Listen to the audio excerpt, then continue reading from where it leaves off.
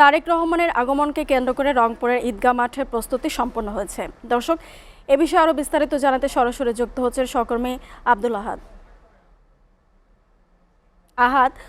তারেক রহমানের রংপুরের কর্মসূচির বিস্তারিত জানাবেন আমাদের। বিকেল ৫টার সময় তারেক রহমানের এই নির্বাচনী জনসভায় অংশগ্রহণ করার কথা থাকলেও তিনি এখনো এই নির্বাচনী জনসভায় উপস্থিত হতে পারেননি। আমরা যতটুকু জানতে পেরেছি হয়তো কিছুক্ষণের মধ্যে তিনি এই রংপুরের এই নির্বাচনী জনসভায় পৌঁছাবেন এমনটি আমরা জানতে পেরেছি। এর আগে বগুড়া থেকে তিনি রংপুরের পীরগঞ্জে আবু সাইদের কবর জিয়ারত করেন। এর পরবর্তী সময় আমরা দেখতে পেয়েছি রংপুরের এই মাঠে সভায় সেটিতে অংশগ্রহণ করার জন্য তার গাড়ি বহরটি যাত্রা শুরু করে। প্রতিমধ্যে আমরা দেখতে পেয়েছি যে নেতাকর্মীরা তাকে এক নজর দেখার জন্য অপেক্ষা করছিল বিভিন্ন ব্যানার ফেস্টুন নিয়ে। বগুড়া থেকে তিনি যখন রংপুরের উদ্দেশ্যে যাত্রা শুরু করে তখন গাইবান্ধার যে সড়কটি ছিল সেই সড়কে তার নেতাকর্মীরা বাস থামিয়ে দেয় এবং তিনি বাস থেকে নেতাকর্মীদের সাথে দেখা করেন এবং বক্তব্য রাখেন। সেখানে তিনি একটু বক্তব্য রেখেছিলেন, নেতাকর্মীদের সাথে দেখা করেছিলেন। আমি যদি এখন আপনাদেরকে এই নির্বাচনী জনসভা সম্পর্কে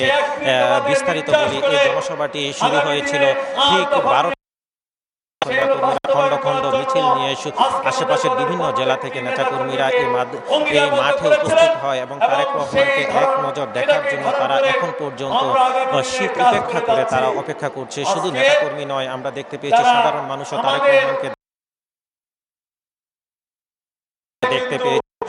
আনুষ্ঠানিকভাবে এই অনুষ্ঠানটি শুরু হয় ৩টা থেকে। তখন আমরা দেখতে পেয়েছি যে স্থানীয় যেসব নেতাকর্মী রয়েছে, সিনিয়র যেসব নেতাকর্মী রয়েছে, তখন থেকে তারা বক্তব্য দেওয়া শুরু করে এবং তারা এখনো বক্তব্য দিচ্ছে। তারা নেতাকর্মীদের বলছে যে ধানের শীষকে বিজয়ী করতে ঐক্যবদ্ধভাবে কাজ করতে অন্তর্বর্তী সরকারের প্রতি তারা আহ্বান জানিয়েছে যে গত ১৬-১৭ বছর তারা মামলা হামলার শিকার হয়েছে। শুধুমাত্র একটি সুষ্ঠু গণতান্ত্রিক ভোটের অধিকার নিশ্চিত করে। আপনাদের আমি আরেকটি বিষয় জানিয়ে রাখতে চাই যে তারেক রহমান এই দ্বিতীয় দিনের উত্তরবঙ্গের মতো নির্বাচনী এই জনসভায় অংশগ্রহণ করছেন। আগামীকাল তৃতীয় দিন তিনি উত্তরবঙ্গে নির্বাচনী আরো দুটি জনসভায় অংশগ্রহণ করবেন। সেখানে তিনি হয়তো ধানের শীষকে বিজয় করতে নেতাকর্মীদের ঐক্যবদ্ধভাবে কাজ করতে দিক নির্দেশনা দিবেন, হয়তো কিছুক্ষণ পরে পৌঁছাবেন এবং নেতাকর্মীদের বিভিন্ন ধরনের দিক নির্দেশনা দিবেন, এমনটি আমরা জানতে পেরেছি। মঞ্চে উপস্থিত রয়েছেন বিএনপি মহাসচিব মির্জা ফখরুল ইসলাম আলমগীর ছাড়াও সংসদীয় রংপুর বিভাগের 33টি সংসদীয় আসনের প্রার্থীরা যারা আগামী নির্বাচনে ধানের শীষের পক্ষ হয়ে নির্বাচনে লড়বেন। প্রার্থীরা এখনো সেখানে বক্তব্য রাখছেন আর নেতাকর্মীরা তারেক রহমানকে দেখার জন্য শীত উপেক্ষা করে অপেক্ষা করছেন। আমরা পরবর্তী সংবাদে হয়তো তারেক রহমানের বক্তব্যের শেষে আপনাদের সাথে যুক্ত হব।